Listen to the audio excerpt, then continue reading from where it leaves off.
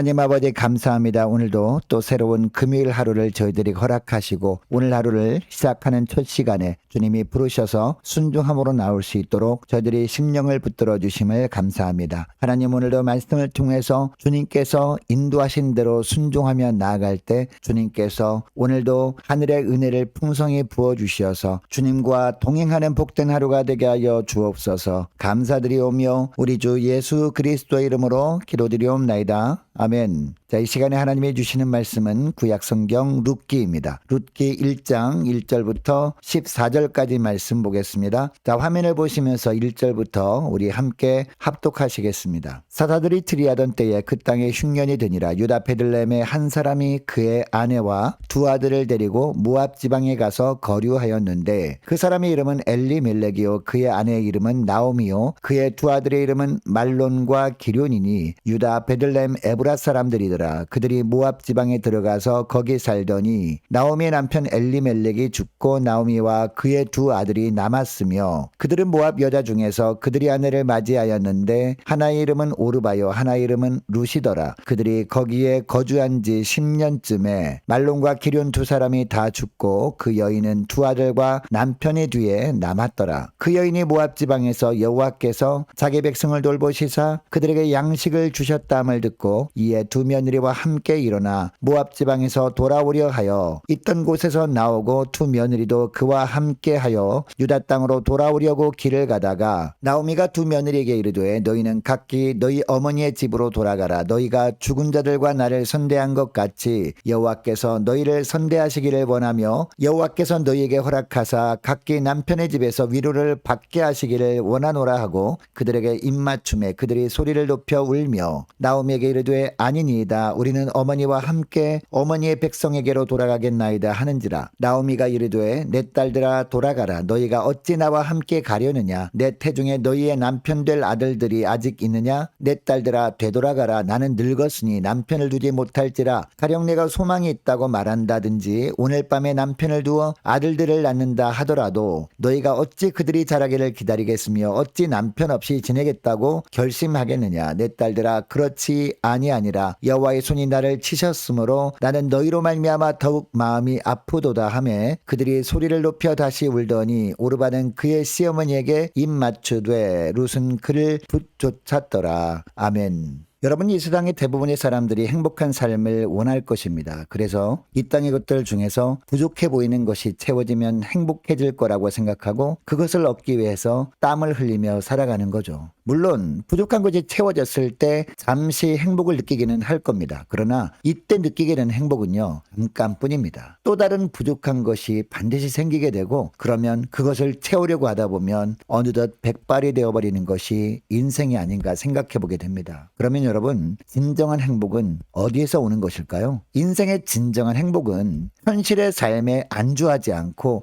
하나님의 말씀 안에 거할 때 찾아오는 겁니다. 여러분, 그러면 우리가 이런 진정한 행복을 누리기 위해서는 어떤 삶을 살아야 할까요? 첫째로 현실의 상황에 얽매이지 않아야 합니다. 그래야 어떤 상황에서도 오직 주님의 말씀에만 집중할 수 있고 주님의 말씀 안에서 거할 수 있기 때문입니다. 자, 오늘 본문에 보면 사사들이 치리하던 때에 그 땅에 흉년이 들었다라고 하고 있습니다. 여러분, 약속의 땅에 흉년이 들었다는 것은요, 어떤 의미일까요? 이스라엘의 불순종과 악행을 하나님께서 징계하셨다는 뜻입니다. 그런데 약속의 땅인 가나안 땅 중에 유다 베들레헴에 살고 있던 엘리멜렉은 아내와 두 아들을 데리고 모압 지방으로 이주해 가버립니다. 여러분, 엘리멜렉은 하나님의 언약 백성이었습니다. 이 엘리멜렉이라는 이름도 나의 하나님은 왕이시다라는 의미였거든요. 그리고 엘리멜렉의 부인 나오미의 이름도 나의 기쁨이다라는 의미입니다. 굉장히 신앙적인 이름이었습니다. 그래서 하나님께서 허락하신 언약의 땅에서 어떤 시련을 만나도 그 땅을 지켜야 할 사명이 이들에게도 있었습니다. 여러분, 그런데 엘리멜렉이 모압 지방으로 이주를 한 이유가 뭘까요? 모압으로 가면 그동안 부족하게 느껴졌던 부분이 채워짐으로 행복할 줄 알았기 때문이었습니다. 진짜 행복은 하나님께 있음을 알지 못하고 하나님 앞에서 불순종의 길이라 해도 행복하기만 하면 된다고 생각했던 겁니다. 그런데 모압으로 이주한 결과가 어떻게 되었습니까? 물론 대기근으로 고통받고 있던 베들레헴에 비해서 모압은 물이 풍성한 지역이었기 때문에 잠깐 동안은 행복을 찾았다라고 생각했을 수 있습니다. 그러나 하나님을 떠난 삶의 끝은 비참한 뿐이었습니다. 여러분, 믿음의 삶이란 이 땅에서 잠깐의 행복을 추구하는 삶이 아닙니다. 주님 안에 있는 영원한 행복을 추구하는 삶이 바로 믿음의 삶입니다. 하나님의 말씀을 삶의 중심에 놓고 그 말씀을 기준으로 살아갈 때 어떤 환경에서도 현실에 얽매이지 않고 그때마다 말씀을 통해 부어주시는 참 행복을 사모하는 삶이 바로 믿음의 삶이라는 겁니다. 여러분, 이것을 기억하시고 오늘도 주님께서 주시는 말씀을 삶의 중심에 두고 어떤 환경에서도 현실에 얽매이지 않고 믿음의 삶을 살면서 주님 안에서 참 행복을 누리는 복된 하루가 되시기를 축복합니다. 자, 둘째로 하나님의 언약을 조금도 의심하지 말아야 한다는 겁니다. 자, 3절부터 보면 엘리멜렉이 자기 속인의 좋은 대로 결정하고 행동으로 옮겼던 결과는요, 너무나 참혹했습니다. 엘리멜렉은 모압 땅에 들어간 지 얼마 되지 않아 죽습니다. 더욱 기가 막힌 것은 이 엘리멜렉의 아내였던 나오미가 두 아들을 위하여 모압 여자 중에서 아내로 맞이하도록 했다는 겁니다.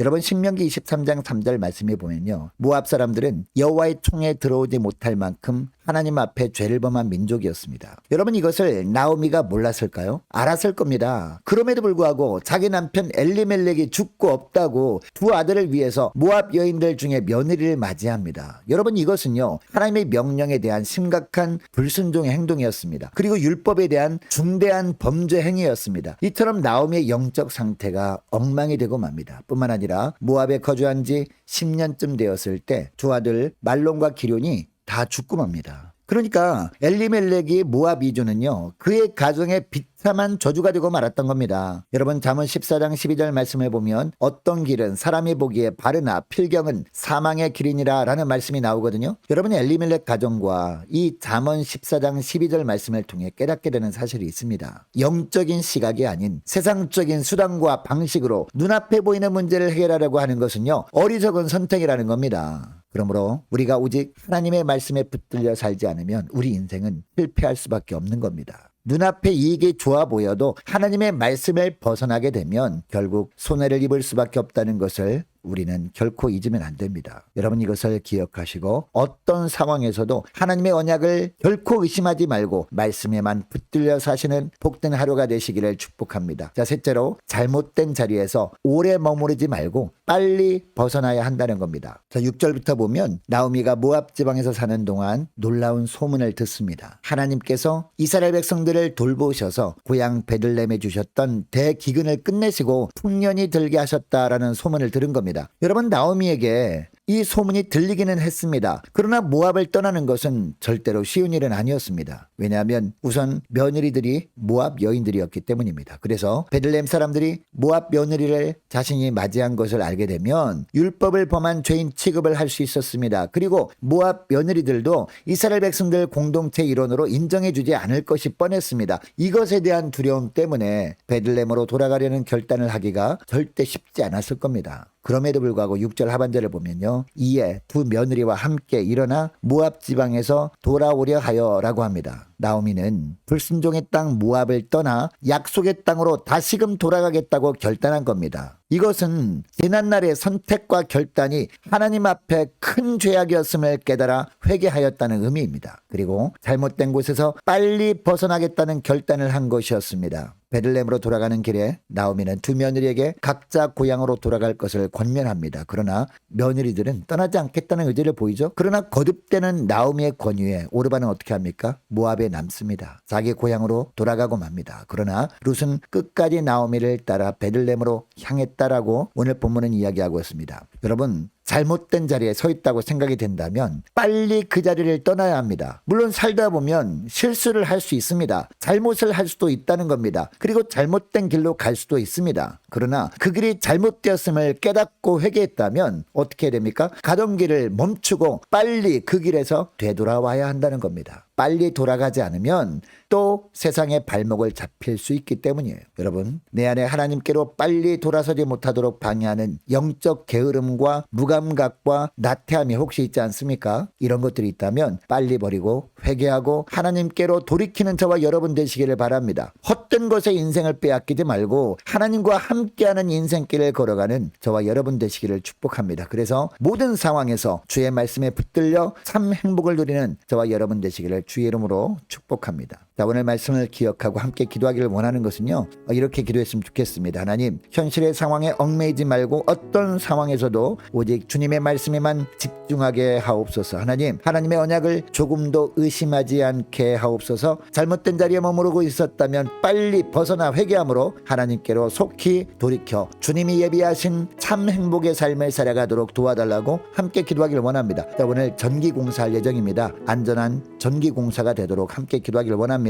자, 오늘 금요 심야 기도회를 위해서 함께 기도하기를 원하고 오늘 주일 예배를 위해서 우리 함께 기도하기를 원합니다. 많은 환우들을 위해서 기도해 주시기 바라고 우리 청년들의 믿음 회복과 청년들의 앞날을 위해서 함께 기도하기를 원합니다. 유초등부 중고등부 회복을 위해서 함께 기도하기를 원합니다. 군복무 중인 이시훈 형제를 위해서 우리 함께 기도하기를 원하고 우리 성도님들 가정을 위해서 그리고 나라 민족을 위해서 우리 교회 앞날을 위해서 저와 여러분이 가지고 나온 기도 제목을 놓고 우리 함께 기도하기를 원합니다. 기도하겠습니다.